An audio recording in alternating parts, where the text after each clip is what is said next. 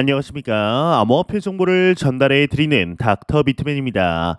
네, 금요일도 슬슬 마무리되고 있습니다. 어떻게 오늘 하루 잘 보내셨나요?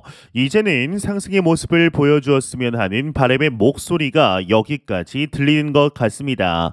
지난 1월과 같은 상승의 모습을 우리는 다시 한번 볼 수 있게 될지 모든 투자자분들이 기대하고 있는데요. 일단은 코인 마켓캡에서 메이저 탑10 코인들 가격 한번 살펴보도록 하겠습니다. 네, 일단 시가총액 1위의 비트코인의 경우는 전날과 크게 다르지 않습니다. 0.22% 상승한 26,500달러대를 나타내고 있으며 2위의 이더리움은 0.15% 하락한 1,847달러대를 나타내고 있습니다. 6위의 XRP는 1.11% 상승한 0.52달러대를 나타내고 있는데요. 비트코인의 더미넌스, 이더리움의 더미넌스 각각 한번 살펴보게 되면 46.6%, 20.1%를 나타내고 있습니다. 그렇다면 과연 선물 투자자분들은 현재 포지션 어떻게 나누고 있는지 롱숏 비율 한번 확인해 보도록 하겠습니다. 네, 일단 비트코인을 먼저 보겠습니다. 네, 비트코인의 경우는 롱 포지션이 66%로 우위를 점하고 있습니다. 이더리움의 경우도 롱 포지션이 55%로 우위를 점하고 있으며 XRP의 경우는 숏 포지션이 57%로 우위를 점하고 있는데요. 미 증시를 한번 전반적으로 보겠습니다. 네, 미 증시를 보면 다우존스, S&P 500, 나스닥 모두 다 상승 마감을 하였습니다. 네, 달러 인덱스를 한번 볼까요? 달러 인덱스의 경우는 마이너스 0.73% 하락한 모습, 환율의 경우도 전날 대비 0.46% 하락하며 1,300원대를 나타내고 있습니다. 네, 닥터 비트맨 채널과 건강기능식품 기업 이 아자차가 협업을 하게 되어 이 프리미엄 활력 스틱 마르문을 50% 할인된 금액으로 제공해 드릴 수 있게 되었습니다. 만약 드시고 이제 활력을 못 느낀다면 100% 환불해 준다고 했기에 진행하게 되었는데 아마 아르기닌에 대해서 들어보셨을 텐데요. 이 아르기닌이 남자한테 좋다고 요즘 많이 뜨죠. 사실 이제 아르기닌은 마카랑 같이 먹어야 진짜 효과를 볼 수 있는데 하루에 각각 3,000mg씩은 먹어야 진짜 먹었다라고 할 수 있는 효과가 있다고 합니다. 이 양을 알약으로 먹으려면 하루 6에서 8알씩 먹어야 하는데요. 환으로 된 건 40에서 50알을 먹어야 한다고 합니다.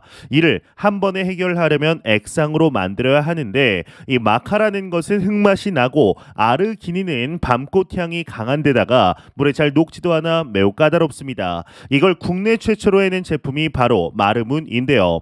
이 남자한테 참 좋다고 하는데 이 소주 좋아하시는 분들은 소주 3-4잔당 이제 한 포 정도 비율로 타 먹으면 야관 문주 느낌도 나고 좋습니다. 이제 시중에 나온 마카, 아르기닌 함께 들은 것 중에 이만큼의 함량을 때려 넣은 제품이 진짜 없습니다. 이 닥터 비트맨 채널 구독자분들에게는 50% 할인된 금액으로 제공된다고 하니 먹어보시면 좋을 것 같습니다. 거기다가 만약에 활력을 못 느낄 경우 100% 환불 보장을 한다고 하는데요. 네, 관심 있으신 분들은 영상 설명란과 고정 댓글창 링크를 참고해 주시길 바랍니다. 네, 이제 지난주 증시, 뉴욕 증시 투자자들은 의회에 부채 한도 협상 성사에 환호를 했습니다. 그간 투자 심리를 짓눌러온 최대 정치 변수가 사라지면서 이 증시는 강세를 나타내었죠. 비트코인 또한 단기적으로 5% 내외의 상승률을 보여주게 되었는데요. 이 조 바이든 미국 대통령과 케빈 메카시 미국 하원 의장이 합의한 부채 한도 상향 합의안인 미국 상원과 하원의 표결을 통과하게 됩니다. 이 시장 참가자들이 안도의 한숨을 내쉬는 가운데 미국 연준의 6월 연방공개시장위원회이죠. 이 FOMC는 이제 정말 얼마 남지 않았습니다. 이 대부분 시장 참가자는 연준이 6월 FOMC에서 금리를 동결할 것으로 전망을 하였는데 이 시카고 상업거래소 CME 패드워치에 따르면 미 연방기금 금리 선물 시장의 트레이더들은 연준이 6월에 금리를 동결할 가능성을 무려 75% 수준으로 반영하고 있다고 합니다. 지난주 몇 연준 의원들은 연준 위원들은 6월에 금리를 동결할 수 있다라는 뜻을 시사하였는데요. 이 페트리아커 필라델피아 연방준비은행 총재는 6월에 금리 인상을 건너뛰는 것을 원한다라고 이야기를 하였습니다. 이 필립 제퍼슨 연준 이사 겸 부의장 지명자의 경우도 연준이 다음 회의에서 금리 인상을 건너뛸 경우 연준이 더 많은 정보를 파악하고 향후 움직임을 정할 수 있다라고 말을 하였는데 결국 6월 금리 결정은 수준은 미국의 최근 고용 시장과 물가에 따라 결정될 것으로 보입니다.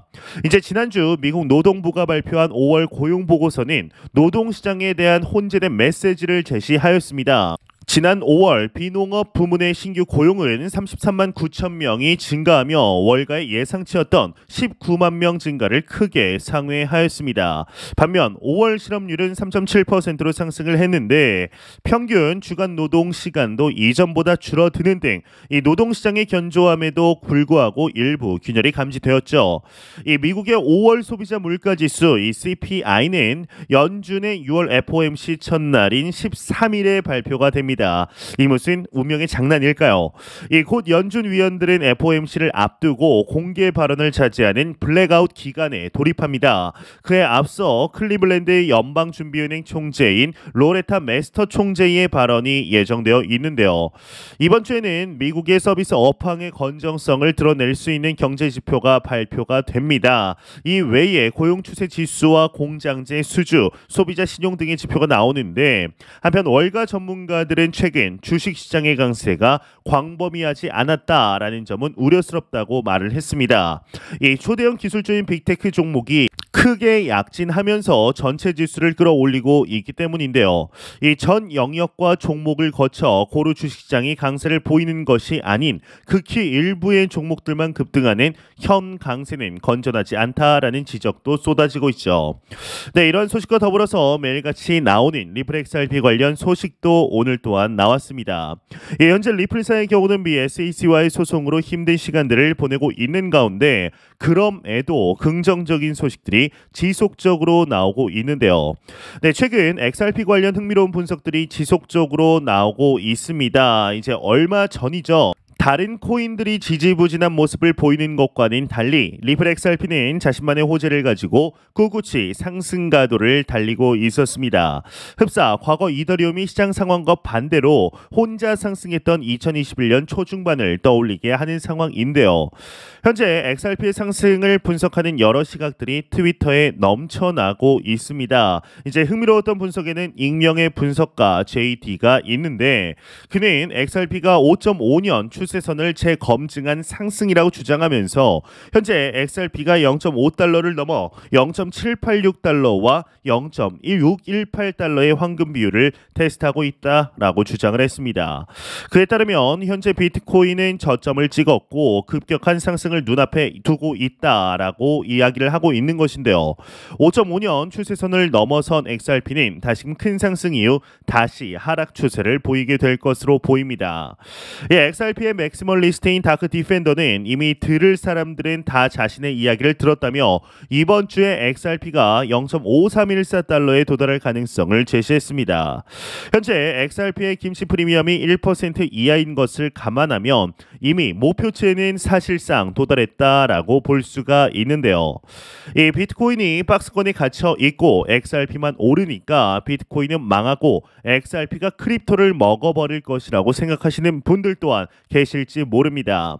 하지만 이 비트코인과 XRP는 경쟁 관계가 아닌 상생 관계입니다.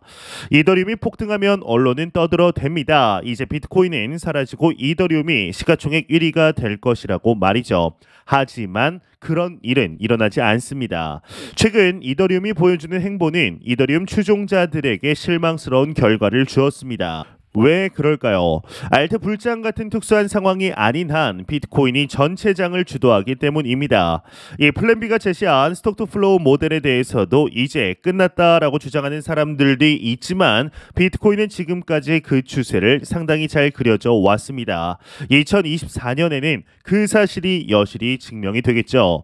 이 리플이 잘 되는 길은 소송이 해결되고 세계 은행들이 스위프트를 벗어나 ODL로 넘어오고 XRP 레저 기반의 결제가 일반화되는 것이 아닙니다.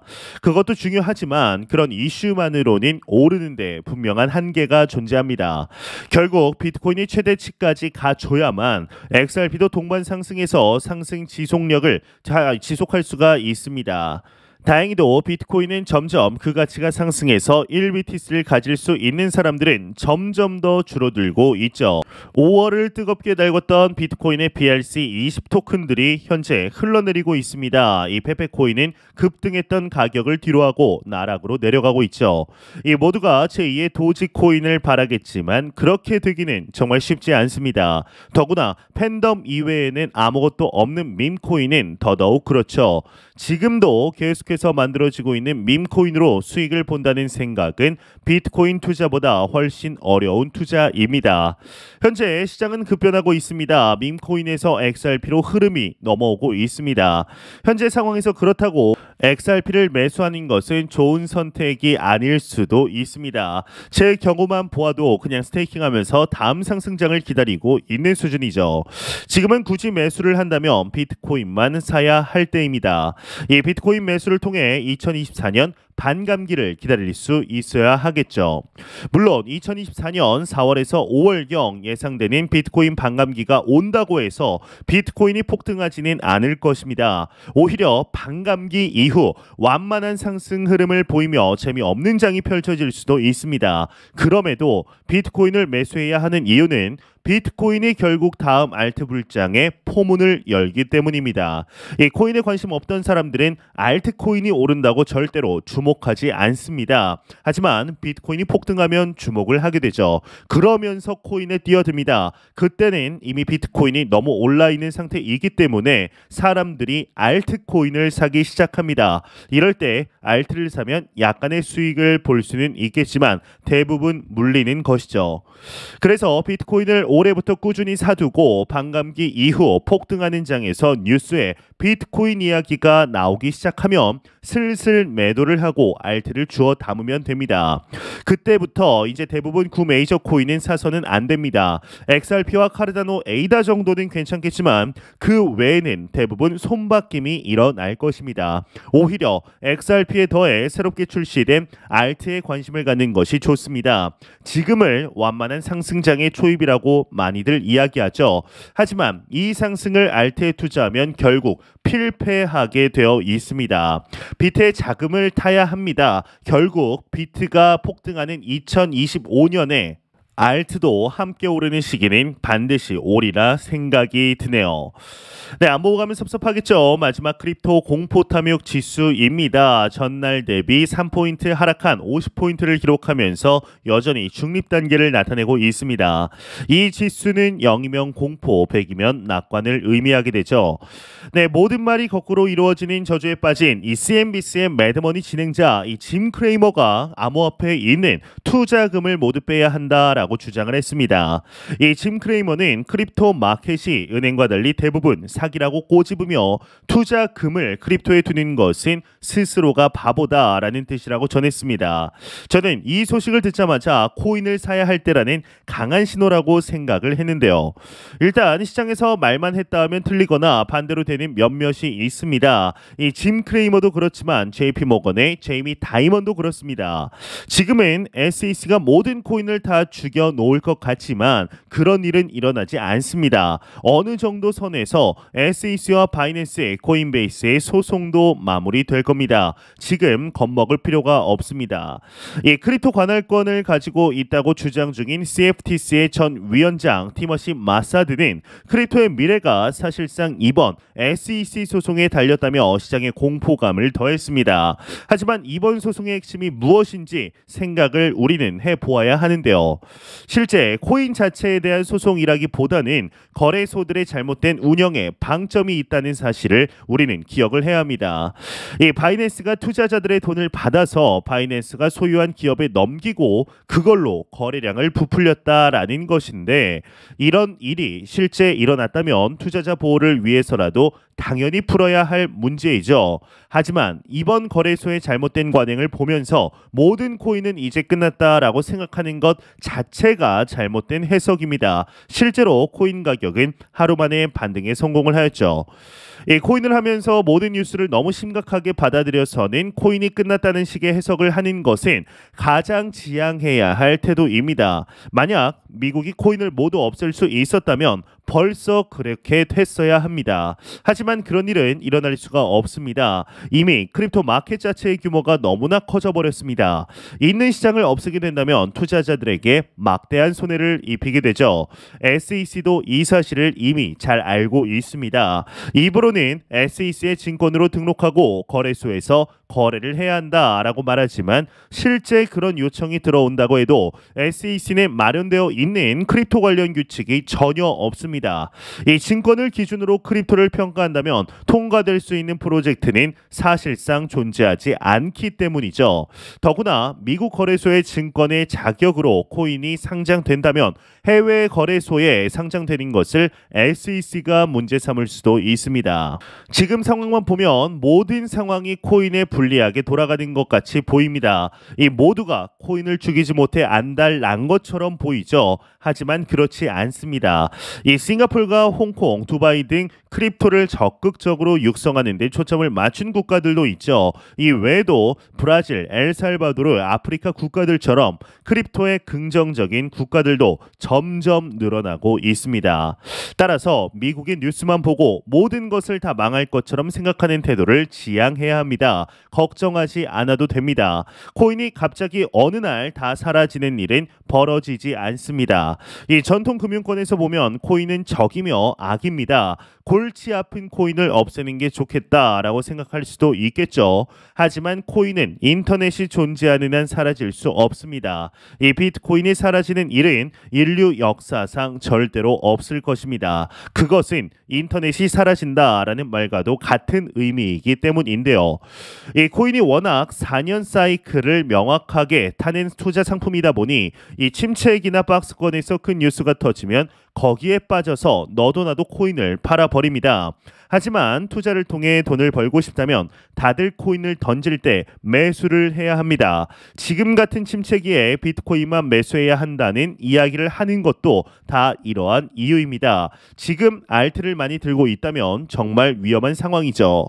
자주 언급을 드렸듯이 지금 잘 나가는 알트가 다음 상승장으로 지목되는 2024년이나 2025년에도 잘 나가리라는 보장이 없습니다. 오히려 완전히 버려진 프로젝트가 될 수 있겠죠.